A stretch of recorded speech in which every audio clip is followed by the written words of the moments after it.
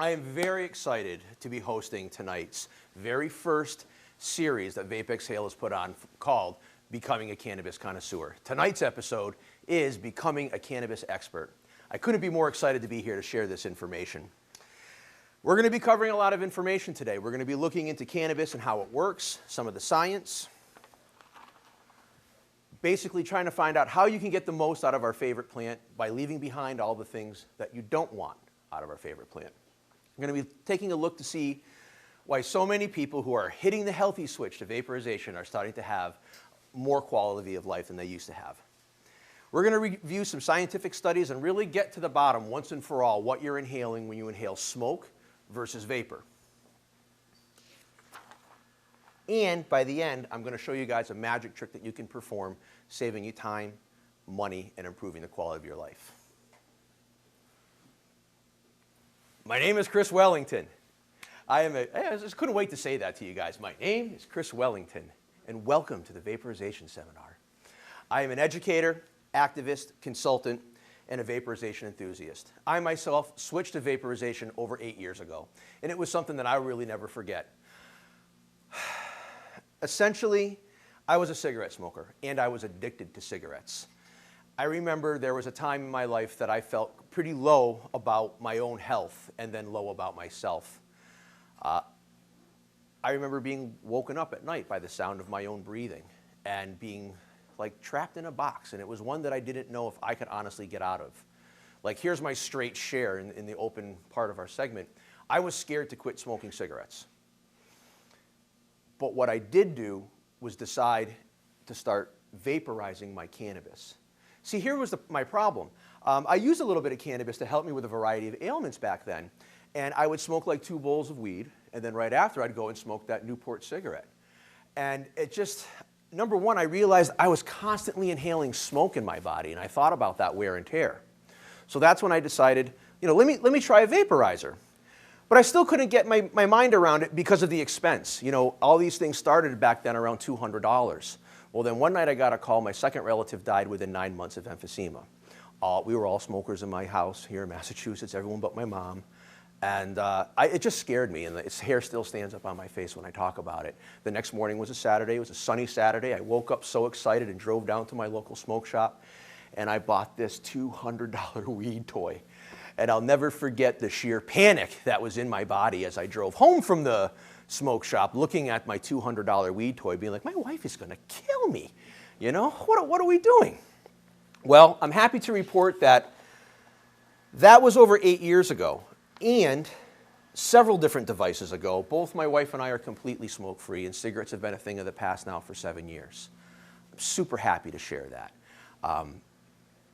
The only way that we ingest our cannabis is through the vehicle of vaporization. So fast forward to today, I enjoy a healthy career in the cannabis industry as a consultant with specialties in several areas. Because of what I do, when anyone in my life or family kind of comes into wanting to know about medical cannabis, I'm usually that first call. I received a call not long ago from my aunt, who's in her mid-50s, delighted that RMDs were open. RMD, it's Registered Medical Dispensary. You'll hear that probably a little bit in the seminar. And she had her bowl and her lighter, and literally the quote was, "I'm finally on my way home to medicate." And it just occurred to me, like right there, I was like, there's such a dearth of this information. She's returning to cannabis really after over 2.5 decades. So there's probably a lot of us, and there's probably a lot of you who are coming back to this as an alternative for a therapy. And so much has changed with this medication, and so much has changed with its delivery systems. And that's when I realized there was a dearth of this information, and I became activated to bring this story to light. And I'm so proud that VapeXhale and their product VapeXhale EVO sponsored this conversation to let me bring this to light. There's a lot of personal stuff in here. So as we move along, you know why I didn't want her smoking out of that bowl with the lighter? Anybody? Tar, nicotine. When you use a lighter and you're lighting it and you're inhaling in that butane. Great answer. That's exactly right. Now, I'm not going to get into a discussion on where the toxicity levels are for butane and if it's good and if it's bad for you. I just know that with an herbal medication that's 100% natural, there's no need to get a ton of butane in with that inhalation.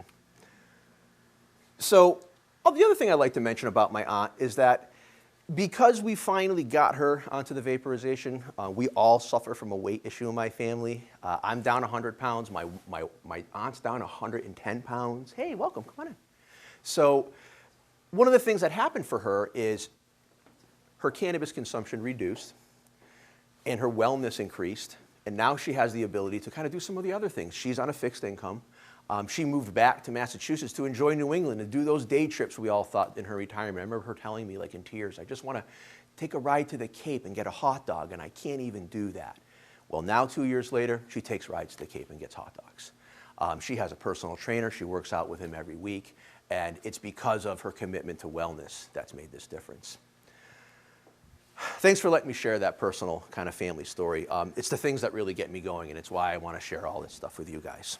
Hey, by the way, something I have to remember, for all of you guys tuning in online, please feel free to ask any questions that pop up during this chat. The guys over at VapeXhale are going to be answering all those questions while I'm here doing all the talking with our friends here in Natick at the Northeastern Institute of Cannabis. I love teaching at an institute where the name cannabis is in it, right? Let's have a round of applause for cannabis. Oh, thank God. Cannabis! Our favorite subject. So let's talk cannabis. You know, enough of a nice story, Welly. Thanks so much for sharing. But we came to learn some stuff, and it's not just about you. So now we're going to do that. Let's talk cannabis. What is cannabis? Well, by now, most of you guys know cannabis indica, cannabis sativa are the scientific names for what most of us refer to as weed, grass, pot, rope, name a couple others. Ganja, Mary Jane. The rope. Some of you guys at home, type in some good ones on the message boards. Make the guys laugh at VapeXhale. What was that? Chicken. Oh, man, I want to get that chicken vape. Oh, that's terrific. So when we talk about cannabis, we really kind of break it down to three major types of cannabis, right? We have cannabis indica, we have cannabis sativa, and we have cannabis ruderalis. So that's one that you might have not heard of before. So indicas are those short plants with the big wide leaves. Sativas are those big tall ones with the thin leaves. Commonly known that sativas have a euphoric type of effect. Indicas have more of a pain relief, couch locking effect. Well, then comes along this term called ruderalis. Ruderalis. Well, what is that? Well, that's another type of cannabis, and it's actually, it comes from Eastern Europe and Russia in those areas, and they believe that it used to be an indica-dominant plant that actually adapted to grow in a more difficult growing environment, one that didn't have the proper temperatures, one that didn't have the right photo periods. One of the things about ruderalis is that it actually flowers or enters its blooming stage without a change of light. So any of my growers out there or caregivers, they know that they take their vegetative plant from 16 hours of light and they move it into a 12-hour light photo period that creates the flowering process. These guys, they just need days. Anywhere around 21, day 22, 23, starts to flower, could care less what you do for light. Also, it doesn't matter about the spectrum of the light. You know, you need that blue for the vegetative and that red-orange for the vegetative flower. Not the case. So this is where those autoflower strains are coming from that you see. At the base, ruderalis is not very high in THC. They've been crossbred with high THC strains to bring the strains that you see to market today. Essentially, the term stems from the word ruderal, which basically means it grows despite of human interaction. Also, when we're talking about indica and sativa and ruderalis, we talk about some of these plants have been mixed together. So now they have hybrids. So some hybrids could be a true 50-50 indica, sativa. Some of them can lean in another direction. For instance, one strain, Cinderella 99, which is usually known as a sativa. It's very good for a variety of ailments. I've seen Cindy 99 lean both sativa and indica in its lineage. So where are we? We're at understanding cannabinoids. And you know, when the guys over at VapeXhale's said, we really want to talk about cannabinoids, and people get, oh, it's a big word. This sounds like it's going to be difficult. It really isn't. There's three main cannabinoids, and you know the first one already. It's THC, right? THC, or to make sure we say it absolutely proper, delta-9 tetrahydrocannabinol. That is the most prominent cannabinoid in cannabis, and it is absolutely the cannabinoid associated with euphoria. The next one on the list is CBD. You can't watch CNN or the news without hearing about CBD lately. There's a lot of talk that CBD is like the next coming, and do you need CBD and THC and all that good stuff? CBD essentially is cannabidiol, and it's the second most prominent cannabinoid found in cannabis, and it's known to be great for anxiety. It's great as a sedative. It's hard not to put my back there. It's also known as an incredibly anti-inflammatory. The next and third cannabinoid on the list is cannabinol, CBN. This one is really neato. Who's heard of CBN? Okay, great, a lot of people. CBN's really neat. I put a whole article from Steep Hill Laboratory into this that we're not going to fully go into, but I'm going to kind of touch upon why CBN is really neat. First of all, it does not require decarboxylation or activation for people to feel its properties. It's actually more present in longer stored weed or older weed. It's degradation of THC that produces CBN. So one of the interesting things is it's thought to be non-psychoactive, or if it is, extremely mildly psychoactive. And why that's important is they're finding that it's helping in a few different areas. Number one, people who have interocular pressure benefit hugely by high-dose CBN. I know a little bit more about this because my wife unfortunately suffers from a debilitating condition, one of which that took her eyesight in her left eye, and she suffers from ocular neuritis, optic neuritis, pardon me. It's a form of ocular neuropathy. So people with glaucoma, who my mom actually has, this is where CBN shows a lot of promise. And because it's not super euphoric, it really has a lot of benefit.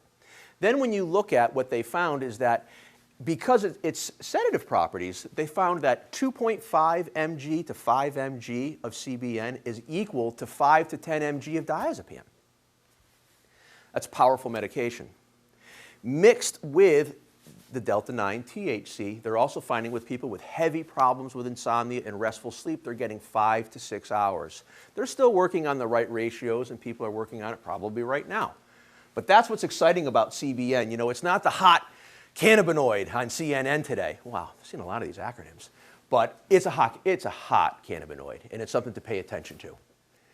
Kind of next on the food chain about cannabis is terpenes, or terpenoids, or flavonoids, as they've been referred to in the past. You know, terpenes are present in everything, you guys. This is one of the things that got me, when I learned about terpenes, I got really excited. When I found out that there was the same terpene in weed that was in mangoes, I was like, wow, that's so exciting. And then that same terpene is also found in hops, which is a grain. Wow. You know, this is really exciting stuff. So, geez, it's all part of our world, and it always has been a part of our world. And terpenes play a pivotal role in your total wellness experience. I'm going to skip a few. I just go with my script here, guys. Let me just skip through here. You know, I believe that this terpene conversation plays a role in the whole wellness experience. That's why every time you got your bag in the old days, what's the first thing you did? Winter. Smell it. It's the first thing you did. That smell is giving you something. You know, for over 2,000 years, they've been doing aromatherapy, just not right here in North America. It works. There's some therapeutic benefits. When you couple these smells and terpenes along with the riper cannabinoids, and even better yet, target their proper temperatures, you can really start feeling the effects of them. That's one of the things that vaporization does so well. VapeXhale Evo, without question, captures those flavors, doesn't burn them off. Think about it like this. You're extracting your active properties when you're smoking cannabis or vaporizing cannabis. This is a more effective extraction method to get it into your bloodstream. And you get to taste them. And that's the fun. The next slide, I don't want to go to yet because we didn't talk about the endocannabinoid system. Do you guys know about this? You have an endocannabinoid system. Surprise! We all have one. As a matter of fact, your body's functions are controlled somewhat by your endocannabinoid system. As you begin to feed that system regularly, your body starts to function in a more effective manner. Basically, how endocannabinoids work, is your body processes them by ways of receptors. We know of two right now, CB1 and CB2. So CB1 is located primarily in your brain, in your hippocampus, and your cerebral cortex. This is responsible for your cognition, your motor skills, also when you have extreme pain, things of that nature. CB2 receptors are known as peripheral receptors. These are located outside of the brain, mainly in places like your spleen, your white blood cells, and different organs. This is also CB2, this is when all that inflammation kind of comes in, and the anti-inflammation comes in.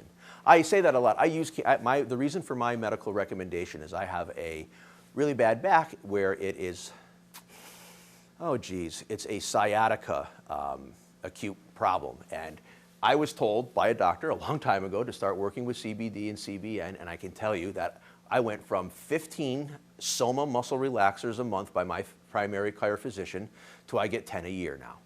And that's because of cannabis. Yay, cannabis. Yeah. And I'm also 100 pounds thinner because I'm not muscle relaxed all day, being mushy pants and everything. I'm up and I'm active and I'm caring for my family and I'm caring for my neighbors and I'm out here spreading messages like this to people like yourselves. So now we'll go to the more sexy, graphics. So here's actual little receptors. So these things are in your body. They've always been there. They are ready and willing to receive the cannabis or the endocannabinoids that you just ingested into your bloodstream. They hit, you feel it, it's wonderful. What are they responsible for? Where are they located? Surprise, you have one. This is where people start talking about juicing and all different things. You don't just have to inhale cannabis, gang. You can actually do it a lot of different ways. And we're going to get into the science in a few moments and discover when cannabis is psychoactive and when it's non-psychoactive. Feeding your endocannabinoids, getting those endocannabinoids into your system. So still in the acid. So addiction most certainly is a dear friend, Dr. Uma Dhanabal,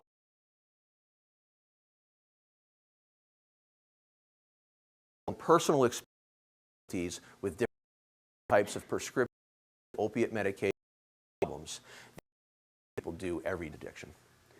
Anxiety, tension. I have anxiety right now, but that's okay. We all have it. Cannabis is a very safe way to deal with that. It's safer than alcohol, without question, to deal with those types of conditions. Depression. You know, I recently put up on one of my feeds that cannabis is safer than psychotropic medication. And we say things, but honestly, for some people, they're going to require a heavy level of medication. And on the same note, I've seen some people over the course of time on psychotropics completely change, like completely change mentally and how they function. Cannabis will never change how your brain functions. It's not going to cure your disease, but I can guarantee you that it won't change how things work. Digestive problems. When we talked about feeding the endocannabinoid system, something that's not really in this is juicing. I love canna juice. Did you know that weed is a superfood? Superfood. Again, yay weed. So what it is you take the leaves and you take the stems that come off the leaves and you put those through a wheatgrass juicer. It takes kind of a little bit. When you get that little shot glass of that juice, you drink that once a day, once every other day, I can absolutely guarantee you will be a probiotic animal. Jamie Lee Curtis and the guys from Activia are going to come knock on your door and ask you for your recipe because it really is life food when you drink it. Juicing cannabis. When it all goes national, you'll see Wellington's Canna Juice at like CVS maybe. That would be fun, right? So, you know, you see cheese grilling, it does things for all of these ailments. And even when I was putting this together, it's like they keep going. Pain and spasms, convulsions. There's so many different ailments that cannabis has shown positive improvement. And then I started, you know, when we started to put this together, the guys at VapeXhale's says, you know, Chris, why don't you start talking about some of these studies you're always talking about? So we decided to bring up this study that was done actually down in South America, and it was published in July issue 2013 of Molecular Neurobiology. It was done by the Pontifical University, and they concluded, I have to read this one, that CBD should be considered as a potential molecule with memory rescuing neuroprotective properties. You see, these patients with Alzheimer's and these types of problems typically have a very high buildup of iron. It's the CBD and CBN that's shown to bring these iron levels back down to normal. And this is the part that I kind of really get excited about, is that they're not only showing that it's restoring brain function, but they're showing that it has the ability to protect it from further damage. And that's where you see a lot of physicians getting excited about this medication recently as these studies get released. Boom. I put this up here, and my dear friend, Dr. Uma Dhanabalan, I wish she was right here, she shared this with me. You know, cannabis creates an ease of movement, folks, both mentally and physically. It's within that ease of movement that your quality of life can change. It helps with your immune system health. It helps with joint pain. Dr. Uma shared something with me that her and her colleagues were speaking about a year ago, and it was that cannabis helps patients, this was actually speaking directly to PTSD individuals, helps patients rest, nourish, relax, and forget. That's real medicine. And let's take a moment, just put down this. These 4 elements are crucial to one's well-being when you're living with someone who has a chronic condition. When you have a disease that there is no cure for, or your loved one has that disease, some days are worse than others. Once in a while, it's real good to be able to just forget about it, crack a smile and be happy, eat some yummy food, and then get some good rest, because tomorrow's another day. Because we're not giving up, tomorrow's another day. Cannabis gives us that. And this is why cannabis works for so many, and this is why when we've listed all of those different ailments, why cannabis does such a great job.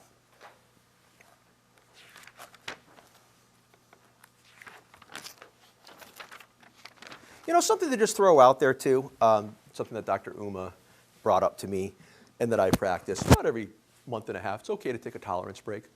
Take 24, 48 hours. Take it off. Let those receptors reset. Next time you medicate, you're going to feel the effects even quicker and even better. It's kind of a tough day and a half or so, but it really makes a big difference. So let's see where we are in this adventure. Decarboxylation. What do you guys, have you heard of that word before? Yeah. Okay, so this is an educated group. People know about decarboxylation. You know, I learned about it on a trip on Jamaica 16 years ago. I had on the way back from Obey, and I had like a quarter ounce of this pineapple orange hill bud, and I just didn't want to throw it away, so I ate them all in the bus on the way back to the airport. And really, like, we're on the plane, and my wife, well, she wasn't my wife yet, but I was still trying to woo her, and she said, "Hey, do you feel that?" And I was like, "No, I totally don't." Well, I got home, I did a little bit of research, come to find out, geez, weed doesn't really get you baked unless you heat it up to a minimum of 250 degrees Fahrenheit. So that's what decarboxylation is. Around or about 250 degrees, this is what starts to happen. It starts off, cannabis is coming in at THCA, and there's a water molecule held in carbonite that evaporates as the heat hits it. Then it's turned into THC, and now it's activated. And then here you are. You can go and do it. Now, times, the higher the temperature, the shorter the decarboxylation time. So at 250 degrees, it's going to a long period of time. You start hitting this at 350 degrees, wow, you're decarboxylating really quickly. VapeXhale Evo, I had them put this in. This is a dial-actuated vaporizer. So all vaporizers that I am really a fan of are temperature-targeted vaporization. These are premium line vaporizers where you know what the temperatures are and you can go after them. We're going to be talking about the boiling points of some of these volatile cannabinoids, and we want to be able to isolate them and maybe sure we get the best that we can out of them. So VapeXhale Evo starts right off at 12 o'clock at 350 degrees. It's a great place to start. I have actually, I believe in the next slide, that will show some of the temperatures. You can literally start your session low, just at about 1030, maybe take a few nice pulls, bring it up to 350, get a little bit more of those active properties, bring it right up to 400, squeeze every last bit out, then take it out, end of session. Decarboxylation or activation of cannabis, this is the real reason that there's so much attention around medibles in our industry. It's not such that it's candy and that it's attractive to kids. It's just that they're already activated. It requires nothing but opening it and putting it into your mouth to feel the euphoric effects. So if you guys took some cannabis and you baked it in some brownies at 350 degrees for the amount of time, you've decarboxylated that cannabis, and those brownies are 100% activated for euphoria.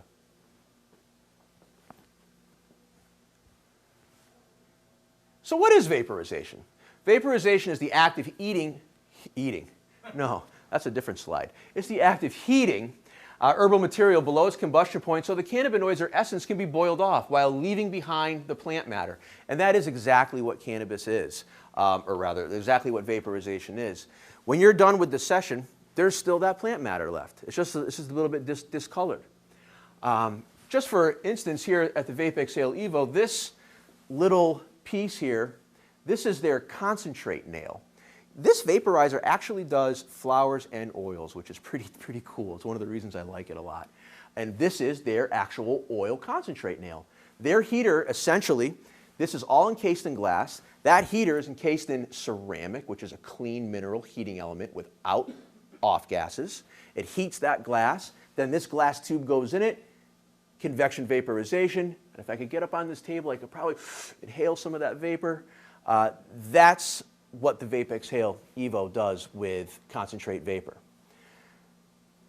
Why would you even want to try it? Why would you spend money on a weed toy? Why did I do it? Well, not just because of being scared about people who didn't feel well in my life. The reasons started getting excited about money. So let's talk a little bit about some temperatures.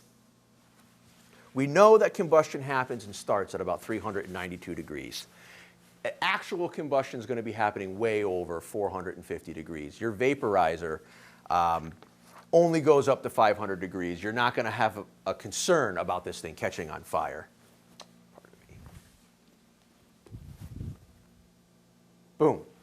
Stop playing with your fire, the science behind the vapor. So this is where I really get excited about this kind of stuff. This is where we did some analytical testing here in Massachusetts. This is way back in 1999. They wanted to get down for the bottom, once and for all, what was in the ingredients of a vapor hit and what was in the ingredients of a smoke hit. They found that out of 100% that was in the vapor hit, 95% of that was active THC. The other 5%, there was trace elements of the CBD and the CBN. In contrast, when we tested the hit from the MJ cigarette, out of 100%, only 12% of that was actual smoke and THC. The other 88% consisted of things that could be considered negative if you inhale them. So we call them polynuclear aromatic hydrocarbons. These are carcinogenic toxins. These are the carcinogenic toxins that you hear about when you hear studies relating cannabis to respiratory issues. I guaranteed they were done with combustible smoke and not vaporization smoke.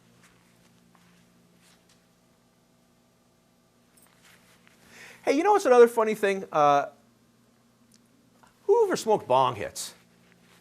Okay, good room. So, and out there in Interland world, do you guys do bong hits too?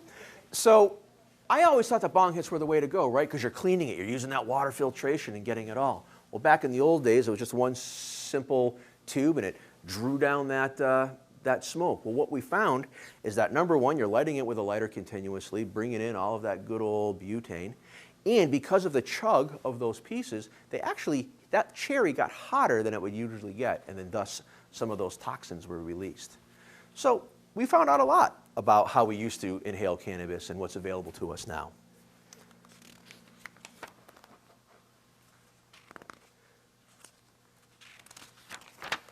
So this was actually the reason I got out of smoking cannabis entirely. Is I just didn't like the feelings.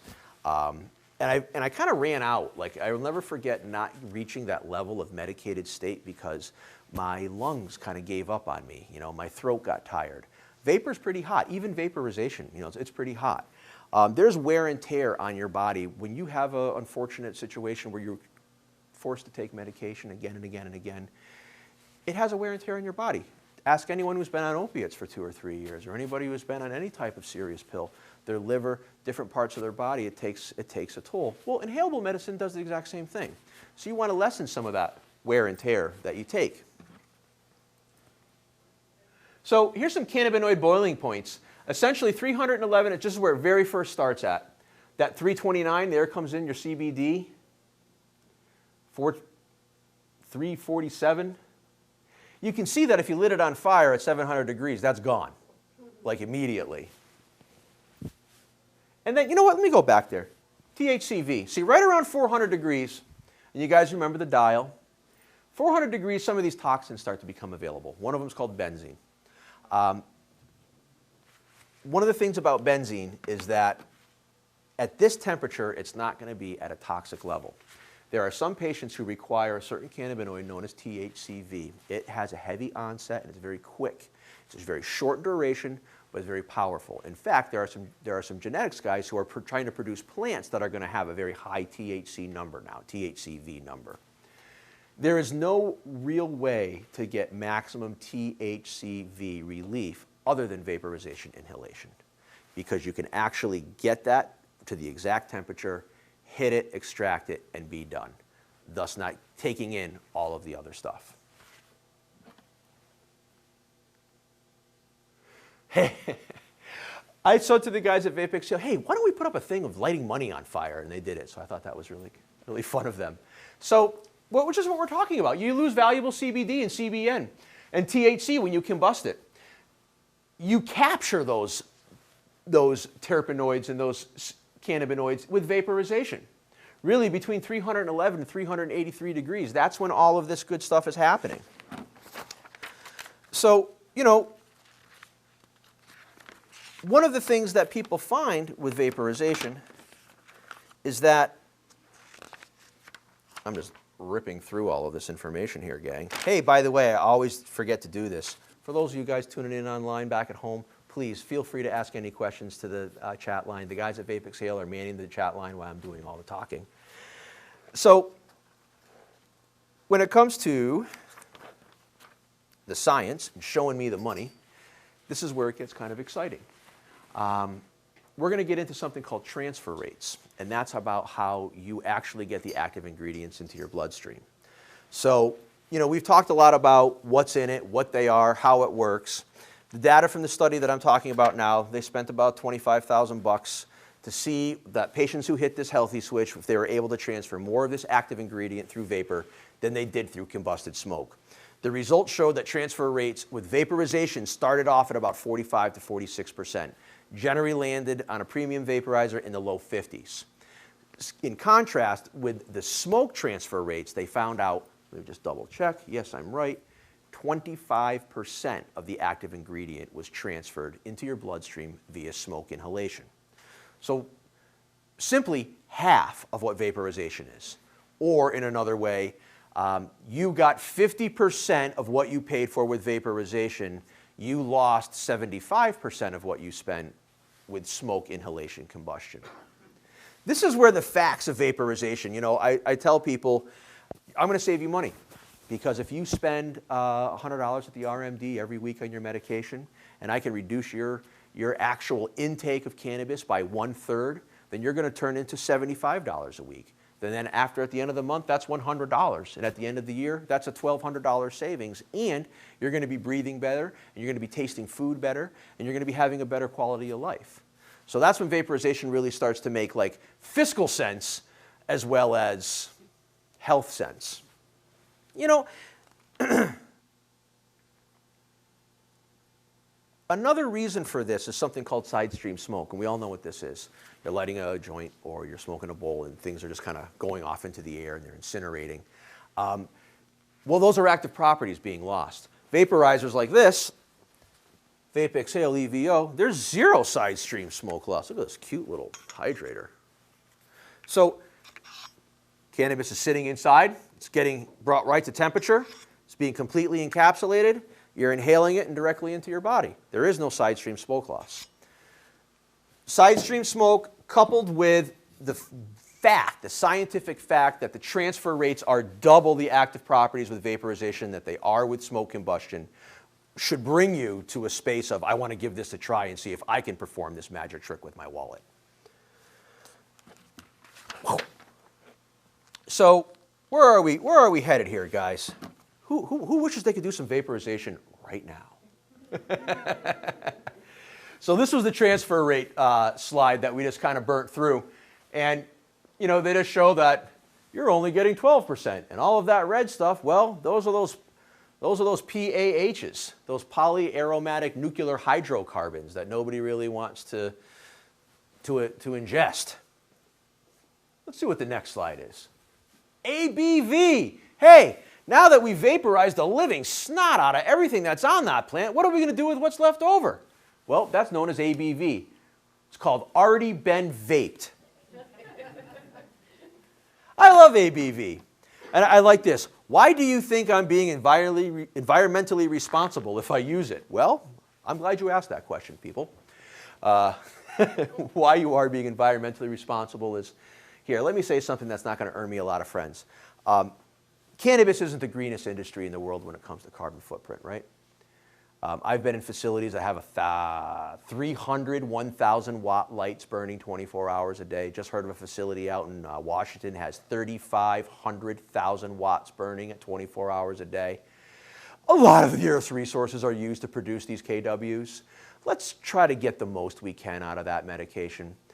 You've already gotten everything you could out of it by inhaling it. Now what's left? Well, if you take this ABV and you look at it under a microscope, you're going to find that inside there's still some of those crystals and those crystal stalks.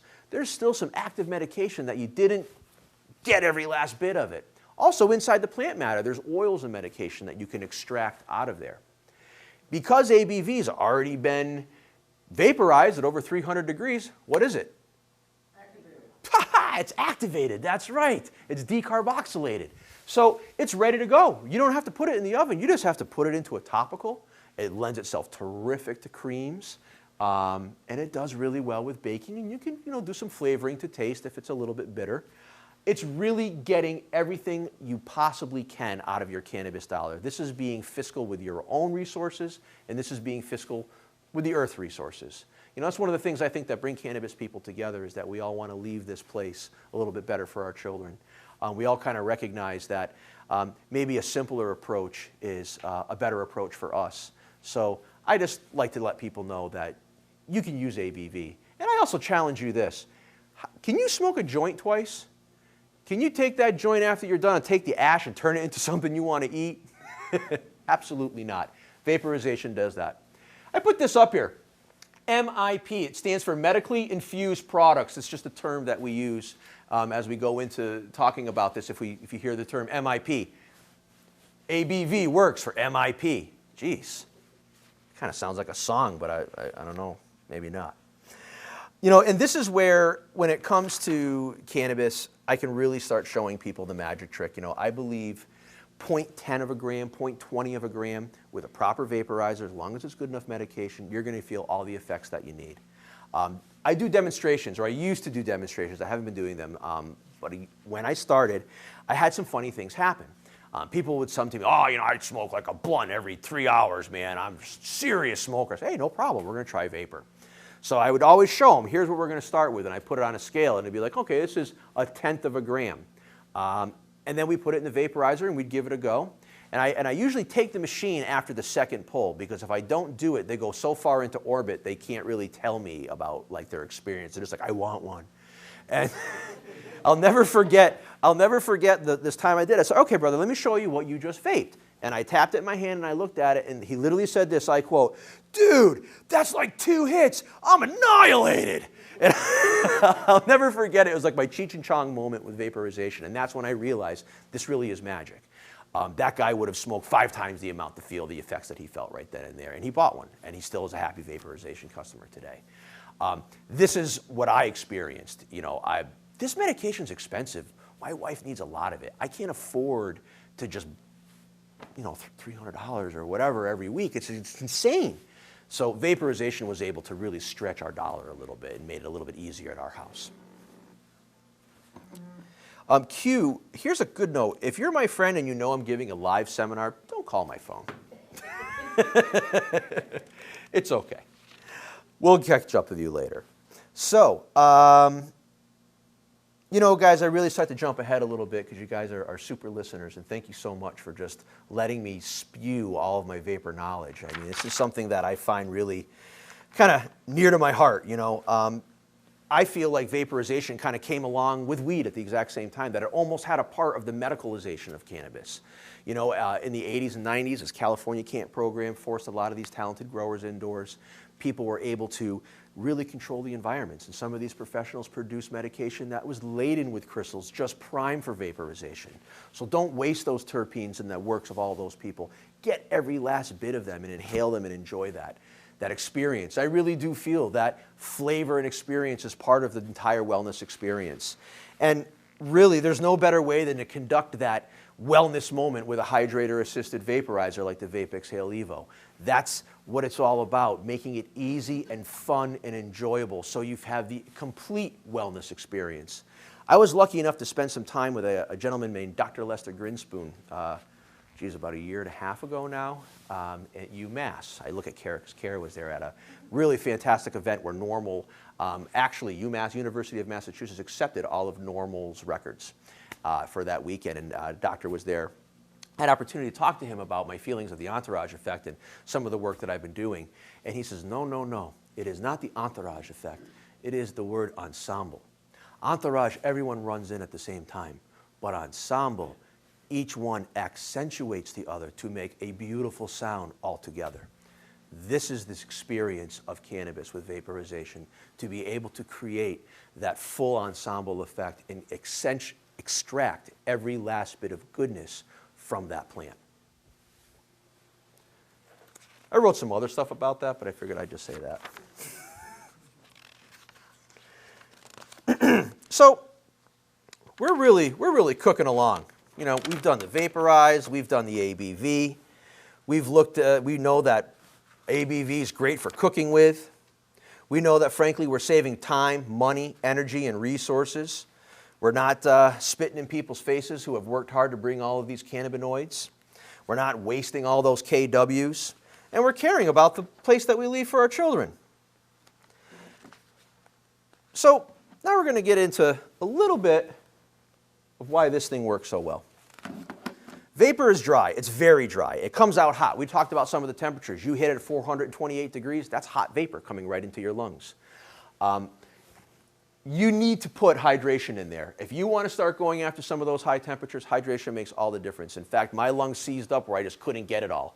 I read about hydration on one of those forums, and they said, hey, you got to run it through like a water bong, and that'll kind of help it. Son of a gun, it did. Then I found a hydrator that was made just for vaporization. I never looked back. It's these little bubbles, right? So all the vapor's coming up here. The little bubbles are little water molecules attaching it to the vapor, and as it enters into your sweet self, it's not going to damage it in any way. It's going to just kind of keep it ready like that, your sweet self. VapeXhale Evo does this an extremely efficiently way. So I'm going to take a little moment and tell you why I like this product so much. This product works, most vaporizers do exactly what we're talking about. I personally use this product almost every day because of the amount of time that I have to medicate. It's very, very, very minimal, unfortunately. I'm a caregiver to my wife, and we have a small child. I get a couple little breaks here and there. As long as this is on, I can go down and do literally one basket. It's about 4 to 5 inhalations, and without question, I reach the level of medication that I needed to. Why I was able to get it there so fast? Because I hit some pretty high temperatures, and it's assisted by their hydrotubes. Their hydrotubes do a dynamite job at just giving all that moisture to the vapor that you need. You might see other vaporizers out there that have like a bag or a balloon or a long cord and things like that. Not saying that those are bad. This is just a little bit different. I can tell you that this product is made in America. This product heating element is ceramic without the problems of off-gassing, and it does have a pure glass-on-glass and glass air path, making this, without question, one of the most premium vapes. One of the things that I like about it, and this isn't one of those things that, make sure you say this. This is my actual words. I use less cannabis reaching my wellness state with the VapeXhale Evo than any other vaporizer. I own BeWellVapor.com. It's a retail website. We sell all the top vaporizers, the ones that you would think lava would come out of, and all of those different kinds. We have them. We get a lot of questions, and we get a lot of customers who wanted to see this on our shelves, and we're happy and proud to carry it. We actually are only carrying 4 desktop vaporizers, 3 of which are made in the United States, and this is one of them. There's a reason. People ask for it, they want it, they know it works, and it does both concentrates and flower. So we know that hydration does a really good job at hydrating and making you feel a little bit better as you're pulling it through. VapeXhale Evo, without question, is an easy-to-use, fun vaporizer that efficiently will extract all of the active ingredients from your medicine into your bloodstream and make you feel the way you want as soon as possible. And that's really about it on the VapeXhale Evo. I want to start talking about something else that I know you're excited about. Concentrates. All right, who wants to talk about concentrates? All right, the only thing is before we talk about concentrates, everyone has to stand up. This is one of those, everyone just needs to stand up. We're going to like do a deep breath in and a deep breath out. You ready? Okay, one more. Where the shit is the vapor? Okay, it was just oxygen. It was supposed to get you up and going.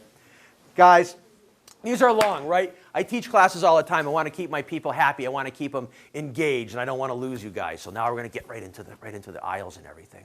Let's talk about concentrates. You know, wherever I go, this is the hottest topic. Everybody wants to know about concentrates today. What are they? What are the different kinds? What are they made out of? What do they do? How do I get them? What can I smoke or vaporize them out of? So essentially, let's talk about hash.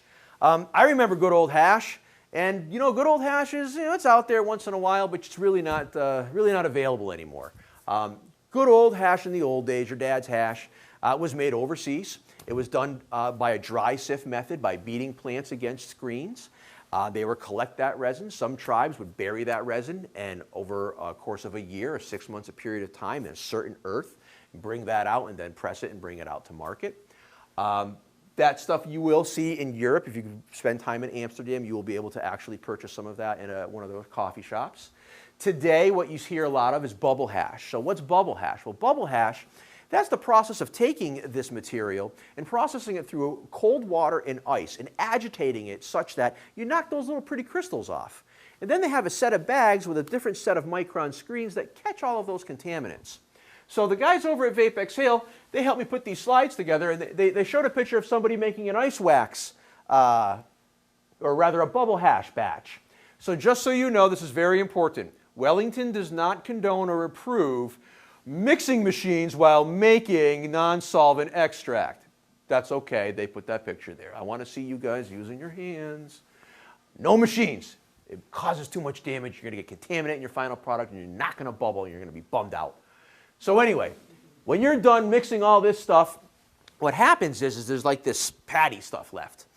And you pull it out, and what traditional bubble hash, they would take it, they'd chop it up a little bit, let it to dry, then they would go ahead and press it between a little bit of heat and turn that into that little piece of hash that you would see as a patty or a slab.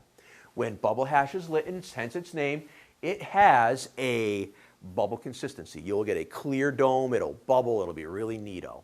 Similarly, you take some really great hash and you put a lighter next to it, it should bubble on contact, and that will let you know that you're dealing with a pretty contaminant-free pure product.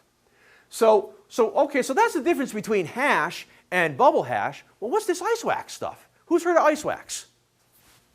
All right. Hey, if you guys are just tuning in online, please don't make sure you ask all the guys at the VapeXhale chat line. They can answer any of your questions while I'm up here doing all the conversation and talking. So when it comes to ice wax, here's the difference. Same as bubble hash, only at the very end is when everything changes. Ice wax will, in fact, come out of this bag. You'll look at like a patty. That's where all the resin is left. It's all in the handling of that patty from that moment that changes bubble hash to ice wax. So essentially what is done is you take that patty and you make sure you keep it below room temperature. This is done by way of having ice packs around your bucket and also having a cooler next to you where you're going to take that patty and transfer it to a desiccant like some paper towels, and you're going to put it into that cooler. See, here's what's going on. You've got a water molecule and a wax molecule, and below room temperature they're going to stay separate.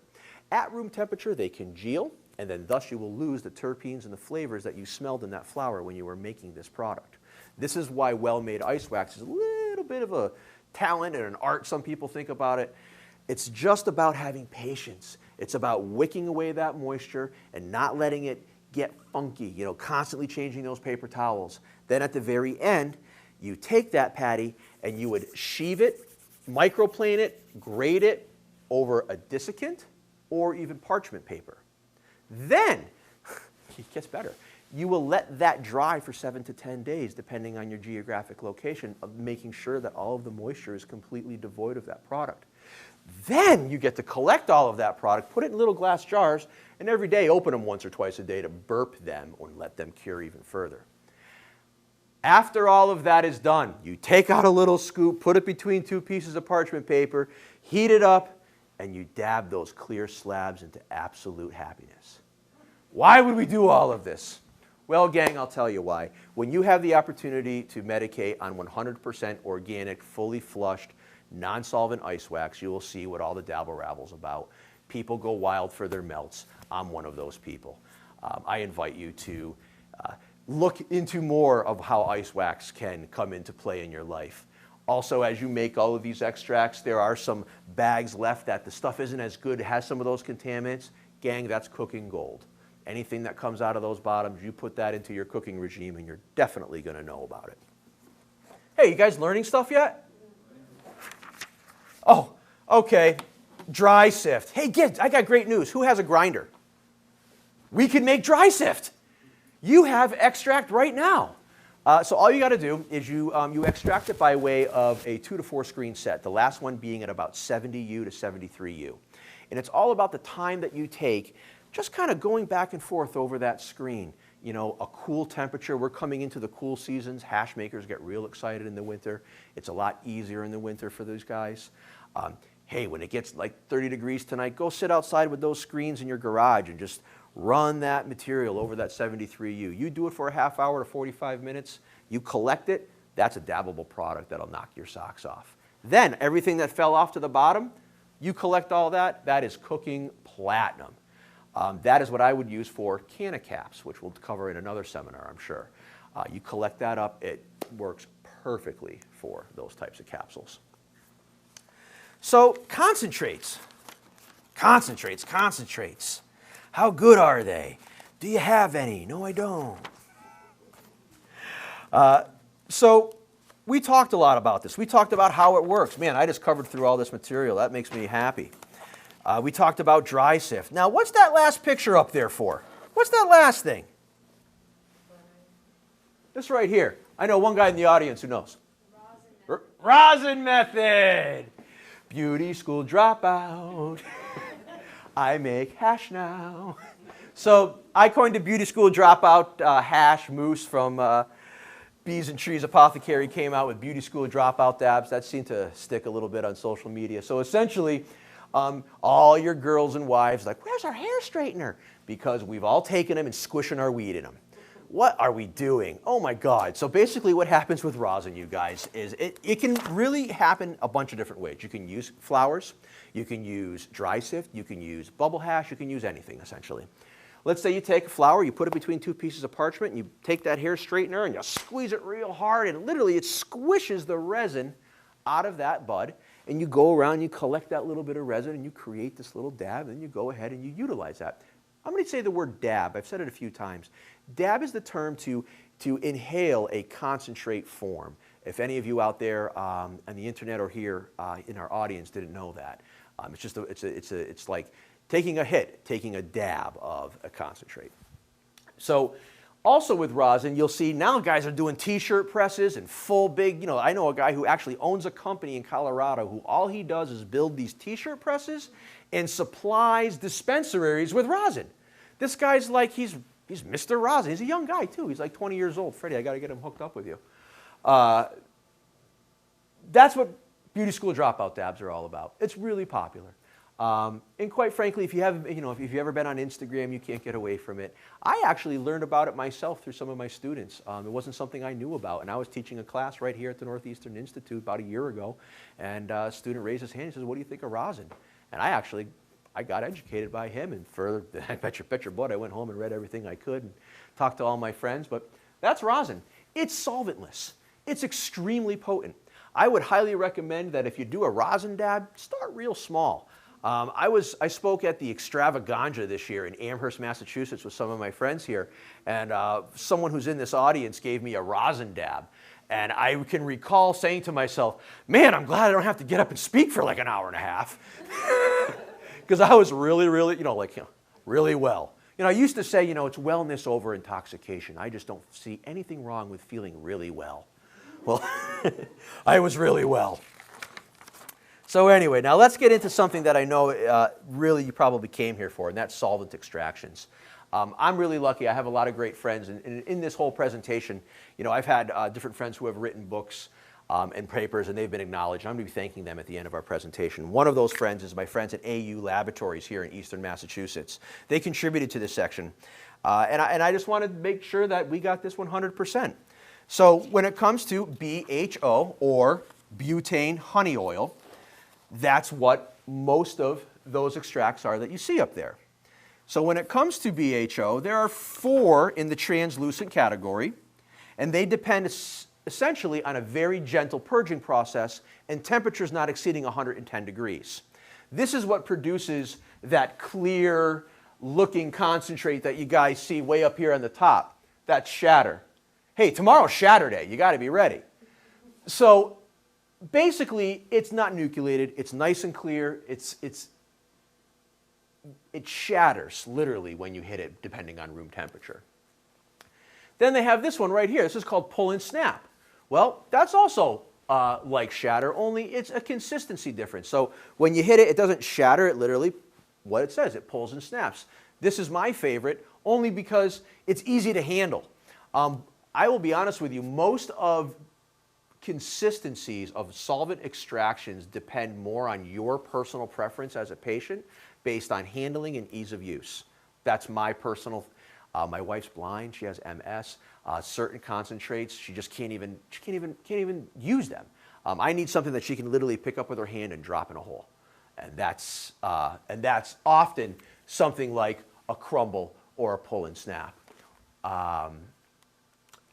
Now, I want to talk a little bit about this one right here. Does anybody know what that is? That's the clear, that's right. So this is actually, it's become a trademark term for steam distillation.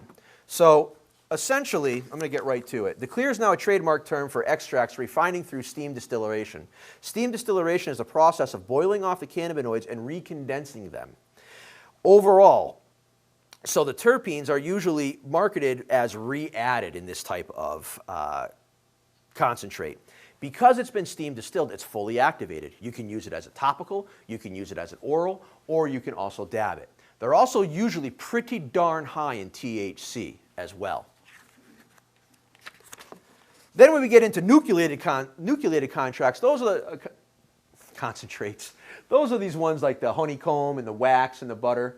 A lot of people have reported that these are a little bit easier to inhale. They can be a little less harsh. I think they're really neat because I feel like I'm like a baby. I use a little bit. But when it's crumble, I can use this big piece because it's all airy. I'm like, look at me, big dab. And I can like feel like I'm like the big guys like the rest of them.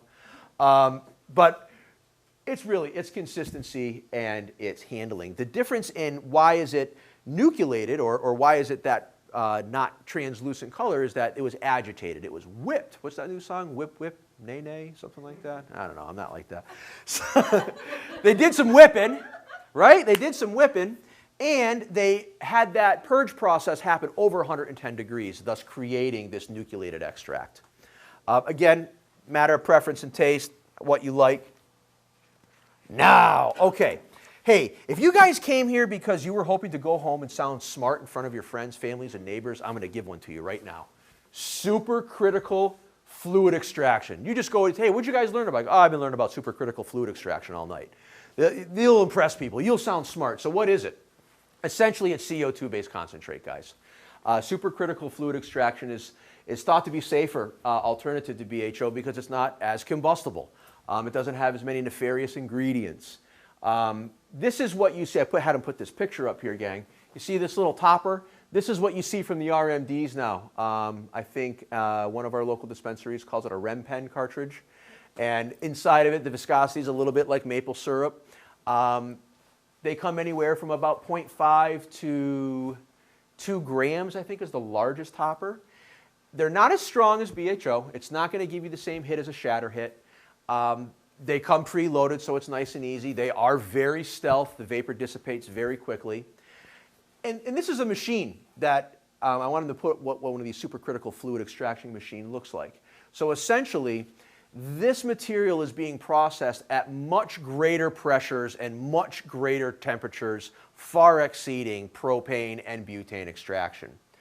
It's one of the reasons that, because of it, they use a lot of starting material to do this. This really doesn't become an option for your home self-caregiver. This is something that you're going to encounter more at a registered medical cannabis dispensary. But I think it's important that you know a little bit about it.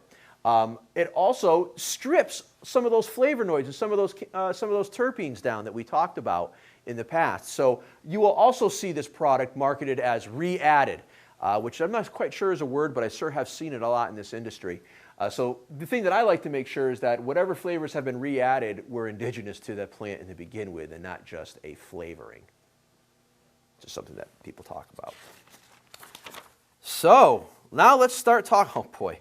We're going to be getting very close to the question and answer period. So if you do have any questions, it's coming up soon. Hey, oral solvents, RSO. Look at our old buddy Rick Simpson, huh? I wanted to put this in there, guys. You know, I know that oral concentrates really don't have much to do with vaporization, but they do have a role to play in your total wellness. These are very strong medications, and I put it in capital letters, do not dab. Nothing horrible will happen. It just will taste like super yuck mouth. It's not something that you're going to be wanting the flavor ever again. So what is it? So this fella here, Rick Simpson, he was a Canadian. And for years he defied the Royal Canadian Mounted Police, and he grew a cornucopia of cannabis up there. And he took that cannabis and he took whole plants and put them in drums, and he actually began to use, in the very beginnings, paint thinner of all things. This is why things have turned into dragon tears. Now we actually use very high food grade alcohol, and that's what creates what's known as dragon tears. So essentially, it's not like a blast pressure conversation. It's more like a slow cook-off. The whole plant goes in the solvent slowly over the course of time is boiled off, the residue is collected and purged, there's some decarboxylation process that happens, and then it's loaded into syringes. These syringes are to be taken orally. We usually recommend a grain of rice or a half grain of rice as your first dose. You always can go and get a little bit more. You never can take less. And unfortunately, on real heavy symptom days, my wife does have to rely on some of this type of medication. So I know I always try to start her off on like, okay, here's your grain of rice. And she's a tough girl. She's like, give me a quarter. I'm like, no, we're going to start with a grain of rice. We'll go from there.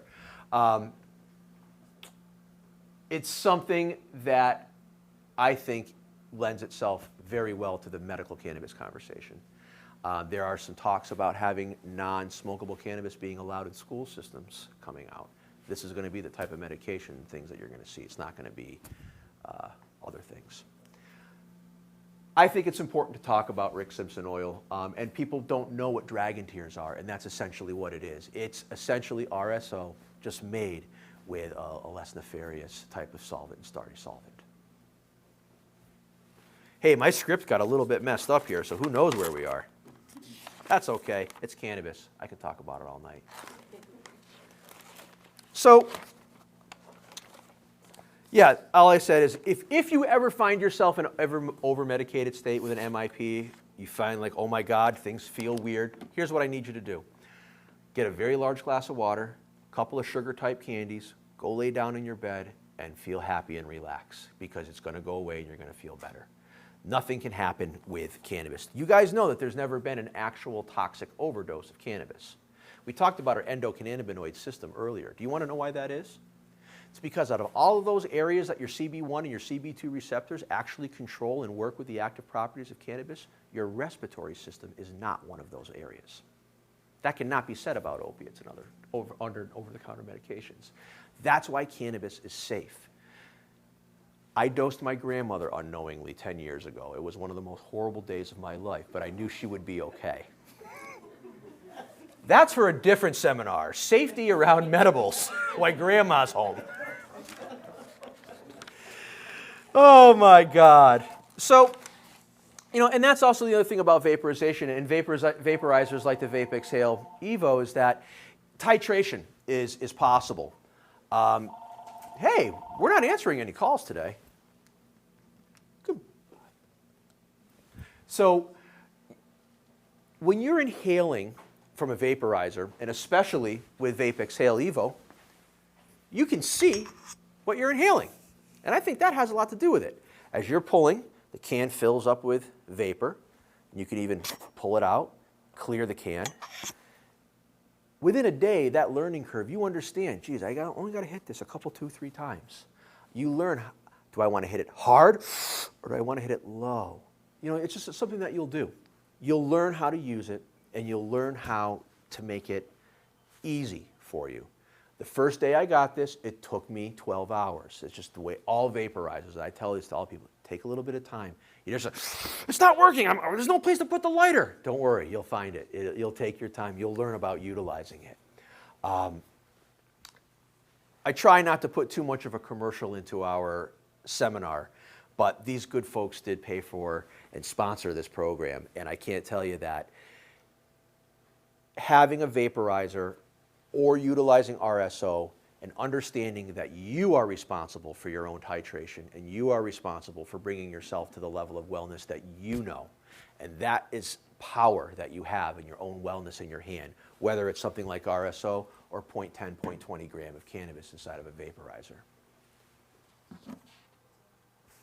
Boom, the bonus round. Hey, you guys made it like almost to the end. So I put this up. Hey, can you believe this? I got this brand new Lamborghini last year, and Yuri came and smoked a joint in my backseat. Now look at me. I drive a Yugo. So I put that up because, quite frankly, vaporization has a much smaller smell signature. I do a lot of traveling.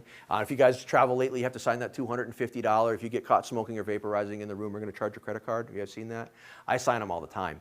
I sign them with confidence, too, because it's really good, because I usually look at the company that I'm signing the hotel room with, and they're like, oh, VapeXhale vaporizers. Or, oh, Be Well Vapor. Sure, I'll sign that. No problem.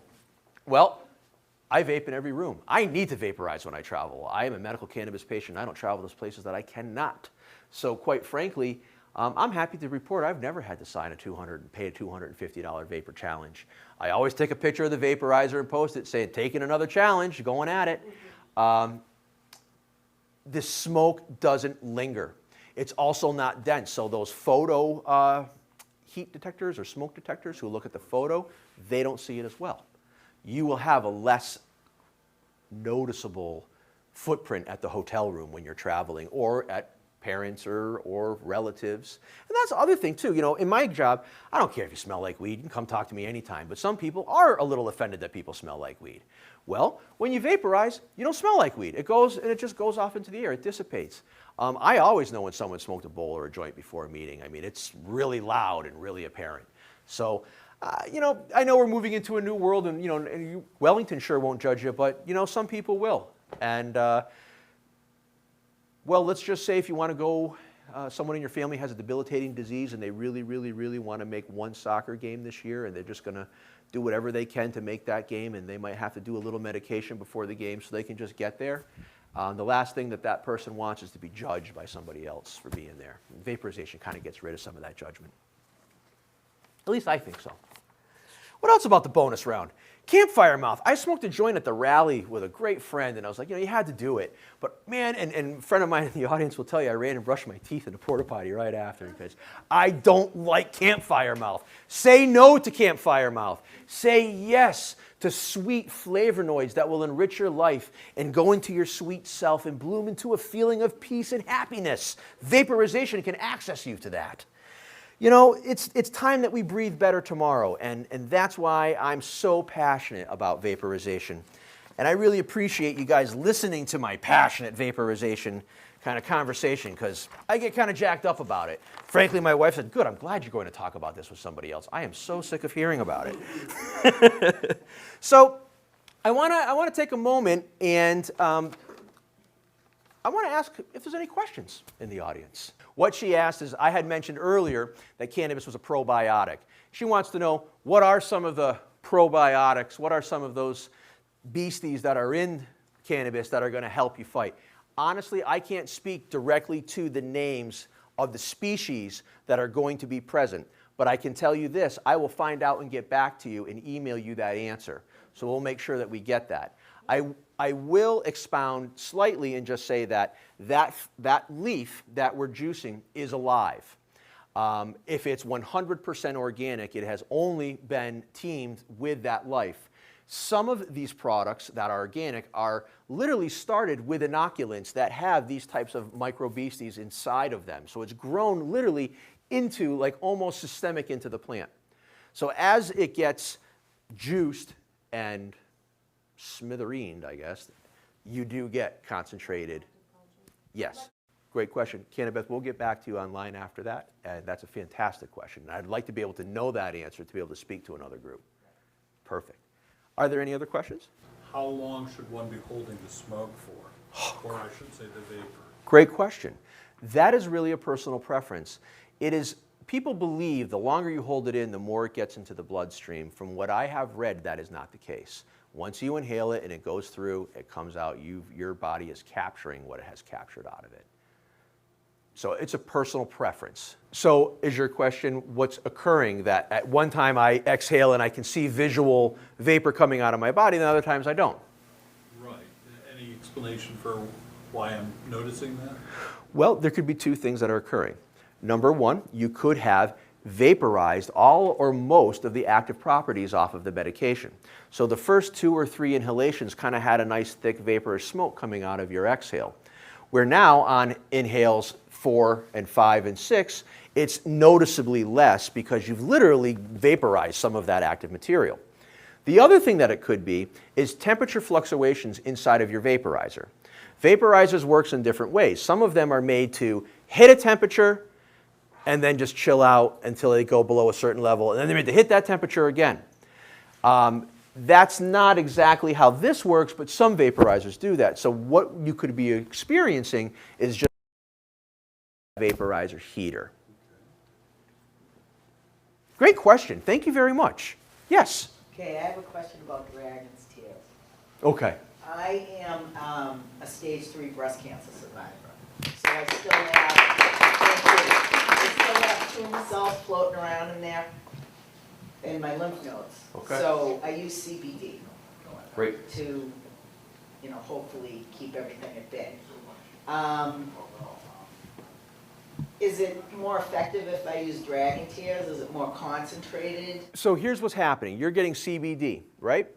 Yeah. Part of what we talked about with that Dr. Lester Grinspoon fellow was the entourage ensemble effect. So what they are suggesting is that CBD in concert with THC and other cannabinoids, THCA, it's all THCA until you light it on fire or you vaporize it. In concert with those other cannabinoids are producing even further, how do I say this, better results. CBD alone works for some folks, but what I've been reading is that it's not just CBD alone, that you really kind of need the other side. You know what it's like? It's salad dressing. You got to have salad dressing with fat in it, right? You can't just eat a bowl of lettuce because your body's not going to have the fat to start processing it and doing what it needs to do. That's why salad dressing has fat in it, and you got to have that stuff. It's kind of one of those. That's how I kind of look at it. It's like, yeah, it works, but it doesn't work as effectively without the other side. It's better to use the dragon tears than just the CBD. I am not a doctor. No, but I mean, would you recommend it? If you had come to me and asked me that question, I would say as long as you're a medical cannabis card holder and you have the right to try that medicine, absolutely give it a try. Just start very small, half a grain of rice. Well, like, what's the cost compared to? So a tube of that stuff at RMD's anywhere from, I think, $50 to $80. And how long would that last? Well, depending on how many mils are in that tube, I mean, you're doing a pretty small amount. The syringes that I see, yeah, I get... That's like 5 days, I think. 5 days. It's supposed to be a month. Those tubes are supposed to be a month of Yeah. individual doses. Yeah, the large syringes. And how much does that go for? I would imagine that on RMDs you'll see them in between $50 and $80. That's real doable, because I was talking to a guy that's making high concentrated CBD oil, like real high quality in capsules. Okay. And he's, for a month's supply, what he wants to put me on was gonna be $2,000 a month. And I'm, Okay, so look, there's a lot of people out there taking a severe advantage of patients out there who don't have a lack of information, knowledge, and access. Registered medical dispensaries are opening up throughout New England. Work with folks who are about to take advantage of patients. Sorry to hear that that's the case. Talk to me about some other questions. I think I saw another one. You said that the most beneficial compounds from vaporizing is between 311 and 383 degrees. That is correct. And then above 401, toxins begin to release. Yes. So are those all bad toxins for us? Because you said when you got to 428, it's THCV. And that's beneficial for whom? So THCV is a cannabinoid. That cannabinoid, when it's vaporized, offers a quick, heavy onset. So what does that mean? That means it gets you there quicker and harder, and it lasts for a shorter duration of time. So your question's a great question. Yes, on and above 401 degrees Fahrenheit, some of these carcinogenic toxins begin to be released, more at trace elements at that level. As you begin to increase over 460 F, that's when things start really showing up heavy. Okay.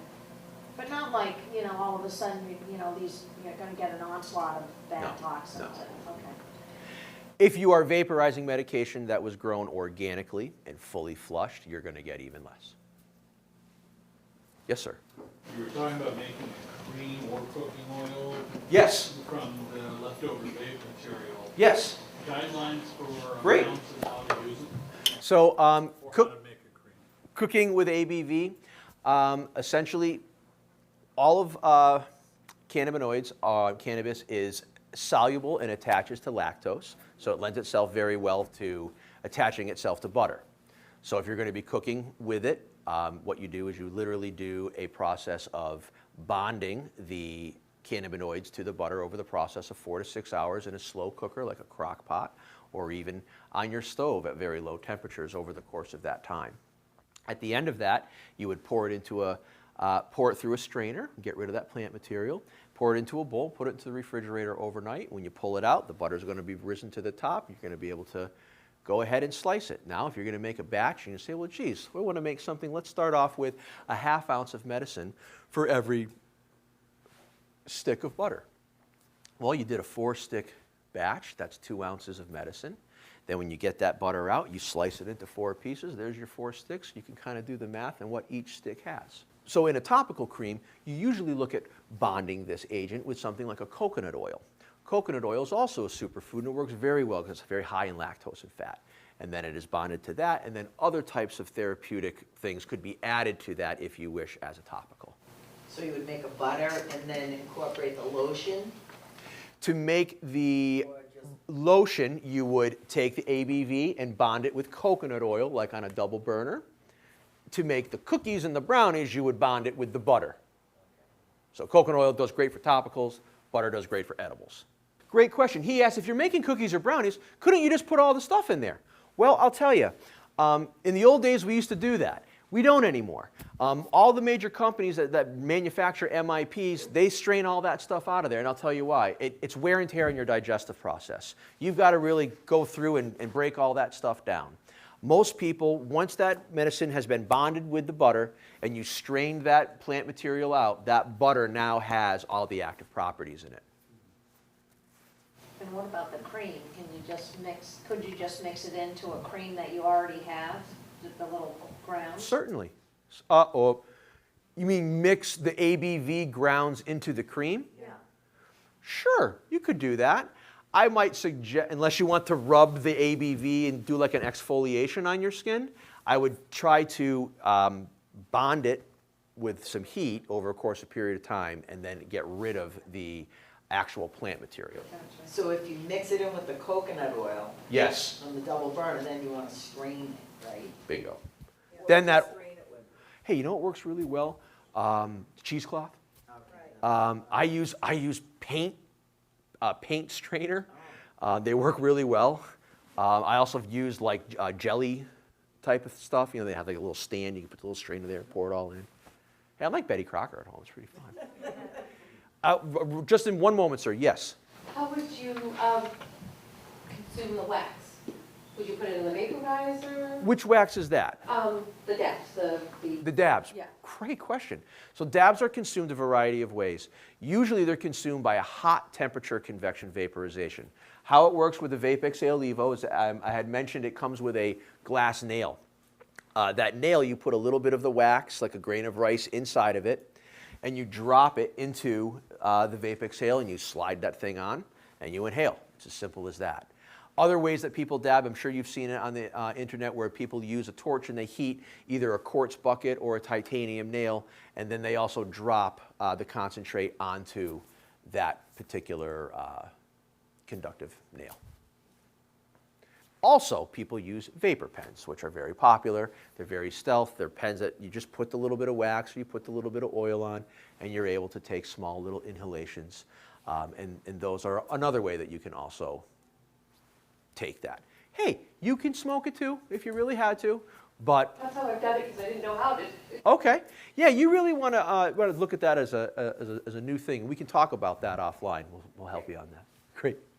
Yes. How often does is it easy to clean? Oh, what a good question. It's self-cleaning. All you do is with the nails, once they get dirty, you just put the thing on high, you drop the nail in for like 15 minutes, the heat self-cleans it all off. It's all boro glass. They also make quartz ones too.